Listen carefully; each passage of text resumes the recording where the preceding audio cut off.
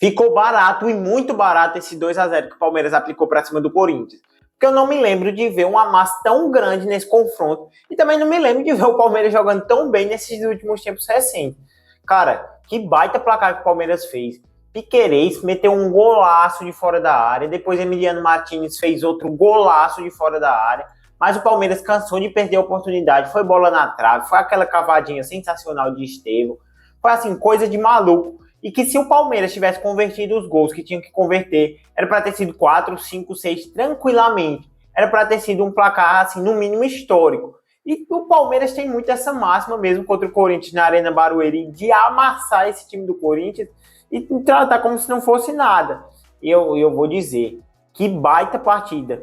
Eu olho assim para esse time do Palmeiras, e se o Palmeiras conseguir jogar assim durante a temporada, ou minimamente perto do que fez sábado agora contra o Corinthians, vai brigar por todos os títulos de novo. Volta a se colocar no patamar do Flamengo de novo. Porque talvez tivesse saído ali em algum momento do começo dessa temporada, e agora o Palmeiras extermina de vez uma crise que nunca foi crise, mas que a torcida criou dentro da sua própria cabeça, e acabou que ficou por isso mesmo. Mas ontem o Palmeiras demonstrou um futebol assim, que futebol espetacular. Como eu digo, eu sou palmeirense, né? Eu acho que ficou meio óbvio, né, aqui no cenário e tudo. Mas eu olhando o Palmeiras jogar ontem, deu orgulho. Isso aqui ilude o torcedor, minha gente. Isso aqui ilude um torcedor. Agora eu já tô crente que o Palmeiras, pelo menos de fase de grupo, passa sem dúvidas. Mesmo tendo Porto e Inter Miami no grupo. Passa sem dúvidas. Se jogar esse futebol que jogou ontem contra o Corinthians, passa que não vai sentir o peso da competição. E aí eu olhei esse time do Palmeiras, eu assisti o jogo, né? E olhando assim, é muito difícil você escolher quem foi o melhor jogador do Palmeiras, porque realmente o Palmeiras jogou demais em todos os setores, meio, ataque, defesa. Mas eu separei alguns destaques que, para mim, na minha opinião, né, pelo menos, foram os principais. E do time do Palmeiras, eu separei 4 jogadores principais. O primeiro que eu separei foi Paulinho. Claro, ele não jogou o jogo todo, jogou ali 15, 10 minutinhos já no final do jogo, mas pra mim o que marca muito foi a entrada dele, sabe? Cara, ele entrou com a vontade de jogo, entrou jogando bem depois de ficar meses fora, estreando no Palmeiras e Corinthians. Entrou, quase meteu o gol, deu trabalho para a defesa do Corinthians, girou, bom estado físico que ele estava, mostrou de fato que ele já está 100% e já pode jogar regularmente com a camisa do Palmeiras. Outro que eu também separei foi Estevão. Por que Estevão? Estevão, ninguém tem muitas dúvidas, ele é o craque que a gente tem no Brasil hoje, tirando Neymar, mas Estevão é o craque para o futuro que a gente tem hoje no Brasil. Ele é o principal jogador do Palmeiras já há muito tempo, só que com a lesão de Veiga no último jogo da Libertadores, Estevão ele foi deslocado para o meio de campo. E aí na Libertadores ele não foi tão bem, só que o Felipe Anderson foi muito bem na ponta direita. Então eu acho que a Abel viu isso, para manter Felipe Anderson na ponta direita, ele não podia tirar Estevão do time, e novamente ele jogou no meio campo. E nessa partida, por mais que ele não faça tudo aquilo que ele faz na ponta, mesmo assim ele jogou muito bem, ele caiu bem para a ponta, ele conseguiu construir jogadas, ele conseguiu jogar bem, sendo um meio de campo mais móvel ali, e não ficando tão preso quanto o Veiga ou qualquer outro jogador. E para mim, jogou uma barbaridade, deu uma assistência linda para Vitor Roque, que infelizmente estava impedido e não conseguiu fazer o gol. Mas falando agora, passando para o próximo, falando já pegando o gancho de Felipe Anderson, esse homem, o que é que ele colocou para jogar a bola? Eu acho assim, para mim, eu não sei pro Regis Palmeirense, mas acredito que também, era isso que a gente esperava de Felipe Anderson. Esse jogador incisivo, que acha passes difíceis, que dribla, que não tem medo de ir para cima do jogador, e que no momento defensivo recompunha como lateral, e Bruno Fux fazia a posição de zagueiro mesmo. E assim, jogou demais de novo. São 2 jogos seguidos jogando em alto nível, Felipe Anderson. Cara, é um baita de um jogador. É um jogador, ele é diferente, ele tem nível de Europa, ele tem valências que fazem ele ser diferente do resto e faz a gente acreditar ainda muito no potencial, mesmo sabendo que, mesmo a gente já sabia que ele tinha esse potencial, mas ver no Palmeiras dá um que a mais pro torcedor, algo a mais pra gente acreditar, e ele vem se provando de jogar muita bola, e agora vai pegando confiança, porque já são 2 jogos em alto nível, é o famoso Masterclass de Felipe Anderson no Palmeiras. E agora a gente precisa falar de Vitor Roque, que desde que chegou, eu acho que são 7 jogos. 7 jogos, não marcou nenhum gol ainda. Mas pra mim, cara, esse dado ele é fictício. Porque ele já marcou 2 gols que tiveram irregularidades. Foi impedido os 2 gols. Ele já sofreu 2 pênaltis. Dois pênaltis. E assim, cara, ele vem jogando muito bem. Ele, diferente de Flaco Lopes, ele sai da área, ele vem trabalhar com a bola. Ele vai na ponta, ele incomoda a defesa. Ele tá no lugar certo, na hora certa. Ele vem, ele corre, ele roda, ele dá passe. Ele faz tudo ali dentro de campo. Ele ontem ainda fez uma jogadaça na área do Corinthians. Acabou chutando em cima do goleiro. Quase fez o gol valendo mesmo. Só que aí só falta o gol. Eu acho que isso vai ser algo muito natural para ele. Pelo futebol que ele vem apresentando, vai ser algo muito natural. E no time do Palmeiras, não tem a menor dúvida que ele tem essa confiança. E vai continuar sendo titular, porque o reserva, que é Flaco Lopes, não chega assim nem perto do nível técnico que tem Vitor Roque, mesmo que ele talvez não tenha dado certo na Europa, eu não tenho dúvida que no Palmeiras ele vai arrebentar. Só que do mesmo jeito que eu separei alguns jogadores do Palmeiras como destaque, eu destaquei alguns jogadores do Corinthians também. Só que aí talvez não sejam em pontos tão positivos assim. O primeiro que eu separei, para mim é o mais importante, que é Carrilho. Carrilho, eu acho que ele é o melhor jogador, na minha opinião, né? Ele é o melhor jogador que o Corinthians tem. Ele joga demais, ele ajuda no meio, ele ajuda defendendo. Ele é o principal jogador que leva o Corinthians para frente, que torna o time do Corinthians mais ofensivo. E ele não conseguiu jogar contra o Palmeiras. O Palmeiras anulou o Carrilho. Você via, ele tocava na bola, já estava cercado, não conseguia criar jogada, não conseguia fazer nada. E parece que esse time do Corinthians, quando o Carrilho não conseguiu jogar, o time acompanhou e também não conseguiu jogar. Foi um negócio assim, desastroso o time do Corinthians.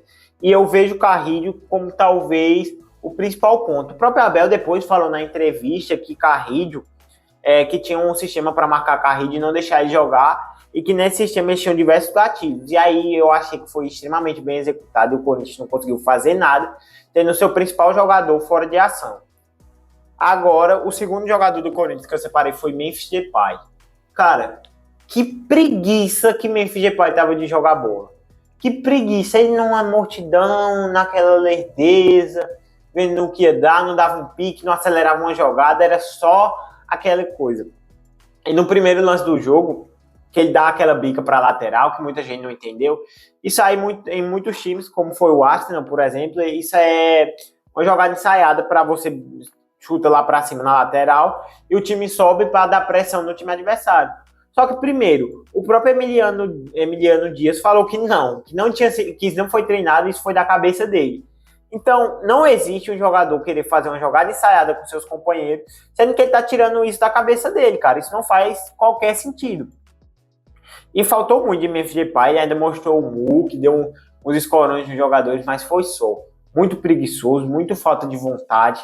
Cara, foi triste a partida de Depay. Outro que eu também separei do Corinthians foi Matheus Donelli. Mas nesse caso, não sou advogado dele, mas eu vi muita gente criticando, dizendo que Matheus Donelli não é bom goleiro, que o Hugo pegaria aquelas bolas, cara, e eu, sinceramente, eu digo, o Hugo não pegaria essas bolas de jeito nenhum. Foram 2 chutaços de fora da área. O primeiro de Piquerez, ele manda aquela curva que ela vem por fora, impossível do goleiro pegar. E no segundo chute de Emiliano Martinez, ele chuta a bola de fora e tem muita gente na frente de Donelli. O que acontece é que ele não consegue ver, quando ele consegue ver, ele não tem tempo de reagir. Para mim, se não fosse Donelli, o Corinthians ia tomar mais, porque ele fez defesas importantes, sim, e ele merece ter mais reconhecimento, por mais que às vezes ele deixe o Corinthians na mão, é bem verdade, só que ele ainda é muito novo, e para ser um goleiro reserva, eu acho que ele vem fazendo boas atuações, e a torcida tem que ter mais paciência com ele. Agora, outro que, para mim, não vi muita gente falando, mas para mim foi bem mal, foi Ranieri, cara. Ranieri, para mim, foi triste. O meio de campo do Corinthians, ali, à frente da área, que foi de onde, inclusive, saíram os 2 gols do Palmeiras, e os 2 uruguaios. Cara, tava vazio. Eu não vi Ranieri de jeito nenhum, porque Ranieri ele é um bom defensor, sim, desse time do Corinthians, é o principal defensor dali do meio de campo. Eu não vi Ranieri fazer interceptação. Eu não vi Ranieri cobrir espaço. Eu não vi Ranieri tirar espaço. Os caras estavam conseguindo chutar a bola sozinhos e Ranieri muito abaixo. Cara, Ranieri não apareceu no jogo e a torcida do Corinthians tem que cobrar sim, porque simplesmente não pode acontecer isso com um jogador igual o Ranieri. E ele não pode dar essa liberdade toda pro time do Palmeiras, porque se todo jogo que jogar dessa liberdade que deram pro time do Palmeiras, por mais que o Palmeiras tenha seus méritos, vai tomar taca todo jogo. Porque o time do Palmeiras é um time extremamente perigoso e muito letal. Mas muitas vezes, se tiver o espaço, é o famoso time que vai enfiar a faca e vai girar. Esse é o time do Palmeiras. Mas, continuando, o Palmeiras jogou num 3-4-2-1 e o Corinthians jogou num 4-3-1-2. Só que qual é meu grande ponto? Esse time do Palmeiras é um time muito móvel, que foi o que eu disse antes. Quando ataca, atacava de fato com esses três, e muitas vezes Bruno Fux descia, aí, por exemplo, vinha Emiliano Martinez e Felipe Anderson se tornava o ponto por aqui, Piquerez por lá, e sobrava dois no meio, Estevão e Facundo Torres. Só que quando defendia, o Palmeiras voltava, baixava suas linhas, e Felipe Anderson se tornava um lateral pela direita, fazia a linha de três zagueiros, Piquerez ficava pela esquerda e conseguia compor com 5 atrás. Fazia uma espécie de 5-3-2 com Vitor Roque e Estevão mais à frente. E esse time do Corinthians dava uma bagunça tão grande que a gente não conseguia entender direito nem como atacava nem como defendia. Mas uma coisa que é fato e é inegável é que o meio de campo do Palmeiras, com Emiliano Martinez e Richard Rios, estraçalhou. Assim, dominou completamente o meio de campo do Corinthians, mesmo com mais jogadores. E como na final do Paulistão o Palmeiras havia sido dominado no meio de campo, dessa vez foi o contrário. O meio de campo do Corinthians não viu a cor da bola, não conseguia defender, não conseguia atacar, não conseguia trocar passe, não conseguia segurar a bola. E a única coisa que o Palmeiras fazia era pressionar e sufocar esse time do Corinthians. Somente no segundo tempo, que o Palmeiras baixou um pouco ali a pressão. É muito inteligente baixar a pressão já no segundo tempo, até porque já estava ganhando de 2-0. Tem uma sequência difícil agora, se não me engano, é Inter, Fortaleza, aí tem Libertadores de novo. Então, baixa a pressão, não precisa fazer pressão. Você já tá ganhando de 2-0, você baixa a pressão e sustenta o placar. Sustenta o resultado, foi o que o Palmeiras fez. E com a maestria, cara, com um negócio impressionante. Mas outra coisa que eu quero mostrar é como esse primeiro tempo entre Palmeiras e Corinthians foi... eu não vou dizer agressivo, mas foi pegado, sabe? Aquele jogo pegado, com muitas faltas, aquele clima de clássico tenso. Só para vocês terem uma ideia, entre os jogadores, no primeiro tempo foram 9 cartões amarelos. 5 para o Corinthians. Não, ao contrário. 5 para o Palmeiras e 4 para o Corinthians. E Abel Ferreira, se for contar, ainda tomou cartão amarelo por reclamação, falou muita coisa e o juiz advertiu ele. Então isso mostra que foi um jogo extremamente pegado. No segundo tempo, foi um cartão para cada lado, um para Matheus e um para Mikael, e ficou por isso mesmo. Mas no primeiro tempo, cara, do jeito que tava saindo cartão amarelo, teve um lance que saíram 3, um para Yuri, um para Depay e um para o Everton. Do jeito que a partida tava indo, eu tinha certeza que esse jogo não ia acabar com 22. Acabou que os 22 conseguiram terminar a partida, mas eu sinceramente não sei como isso aconteceu. E agora, pegando o gancho desse mesmo assunto ainda, que no começo do vídeo eu havia dito que fazia tempo que o Palmeiras não tinha dominado o Corinthians desse jeito. E a maior prova tá aqui, ó. Porque simplesmente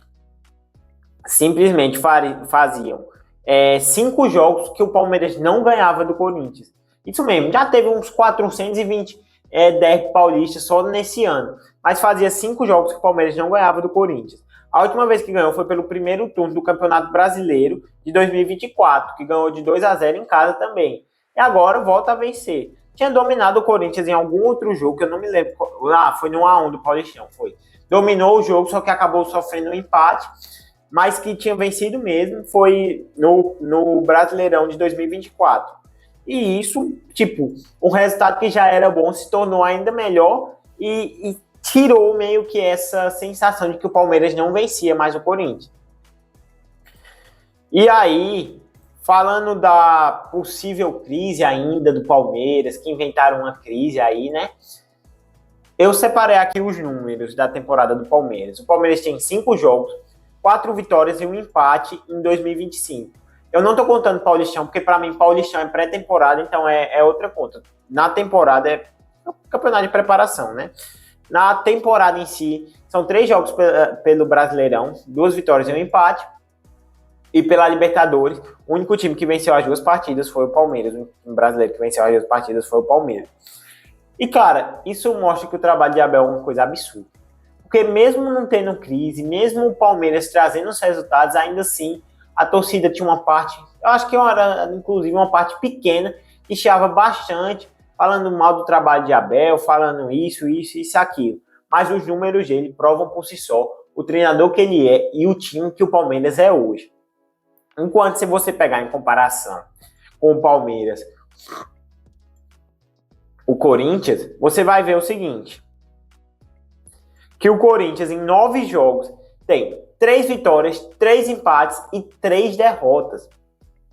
De novo, não estou contando Paulistão, porque para mim é pré-temporada. Mas quando você pega esses números, é uma coisa assustadora. E não foi que o Corinthians perdeu para os gigantes, ou empatou com os gigantes. O Corinthians tem derrota contra o Barcelona de Guayaquil, perdeu para a Universidade da Venezuela, nem sei o nome desse... Perdeu não, ao contrário. Empatou com a Universidade da Venezuela, perdeu para o Barcelona de Guayaquil. Cara, é um resultado patético. O Huracan ganhou do Corinthians. Então, quando você olha assim esse time do Corinthians, cara, não tem motivo para tá comemorando. Ganhou de 3-0 do Vasco. Ganhou, verdade. Ali, mas era o Vasco, e mesmo o Vasco misto. Não era o time titular do Vasco. Era um Vasco misto. E isso, para mim, mostra um cenário muito grande. Tanto esse jogo demonstrou, quanto esse levantamento que eu fiz agora. Que é o seguinte, é um Palmeiras que de novo vai bater cabeça com o Flamengo, esse ano talvez com o Inter e Botafogo. E um Corinthians que talvez não seja tudo isso que se falou. Muito tempo se disse, o Corinthians. Não, vamos ter calma. Eu não acho que também, como eu vi pessoas dizendo isso, que vai brigar para não cair. Não é isso. Mas tem gente que diz que o Corinthians vai brigar ali, sei lá, brigar não, que de certeza fica no G6. Eu acho que o Corinthians vai ficar nesse Campeonato Brasileiro entre o 10º lugar e o 5º. Para mim, essa é a temporada que o Corinthians vai fazer. E o jogo entre Palmeiras e Corinthians demonstrou muito isso. Que existem times muito melhores e que o Corinthians não é tão ajustado quanto parece, mas que mesmo assim ainda vai brigar por coisas grandes, porque tem muitos jogadores bons e ainda tem um trabalho para ser feito. Mas vamos esperar para ver. E para finalizar o vídeo, eu trouxe aqui um dado muito importante. Que o Palmeiras atingiu a maior série invicta da era dos pontos corridos. Essa arte que está aqui, eu peguei lá da Casa TV no Instagram, e mostra que eram 33 jogos. Só que essa arte aqui foi no jogo antes do jogo contra o Sport.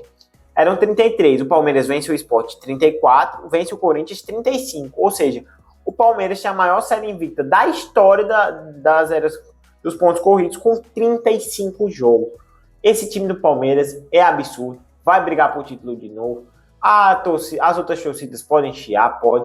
Não vou dizer que é o único favorito. Tem o Flamengo na briga, tem o Botafogo, tem o Inter, como eu já comentei. Mas é favorito a todos os títulos que entram, a não ser o Super Mundial de Clubes. Que se passar de fase de grupo, eu digo logo. Os times que passarem de fase de grupos brasileiros ou sul-americanos, que seja, já fizeram sua parte no campeonato. Mas esse time do Palmeiras, tirando o Super Mundial de Clubes, entra para brigar por tudo. Libertadores, Brasileirão e Copa do Brasil. Agora com um elenco maior, com opções melhores, é o melhor Palmeiras que a Abel já teve nas mãos, vai brigar por tudo sim. Você olha rapidinho, do meio para frente você tem Vitor Roque, você tem Facundo Torres, você tem Maurício, você tem Veiga, Felipe Anderson, você tem Estevão, 6. São 6 e ainda você tem Flaco Lopes que tá entrando sempre, você tem os moleques da base, Luiz de Itália, sempre que entram ali, aproveitam os seus minutos e jogam bem. Então, quando você pega todo o apanhado desse time do Palmeiras, é um baita de um time, e sem dúvida nenhuma, que vai brigar por todos os títulos esse ano. Esse time do Palmeiras é um baita de um time, e se mostra, mais uma vez, ser gigante, batendo seu maior rival, Corinthians, e com um amasso, um atropelo, e que 2-0 ficou pouco, repetindo, ficou barato, e muito barato, e o torcedor corintiano tem que agradecer por ter sido só 2. Mas essa daqui é a minha opinião. Você concorda, discorda? Deixa a sua opinião aí nos comentários, que eu vou ler todo mundo que responder aqui nos comentários, eu vou ler e responder vocês. Valeu, tamo junto.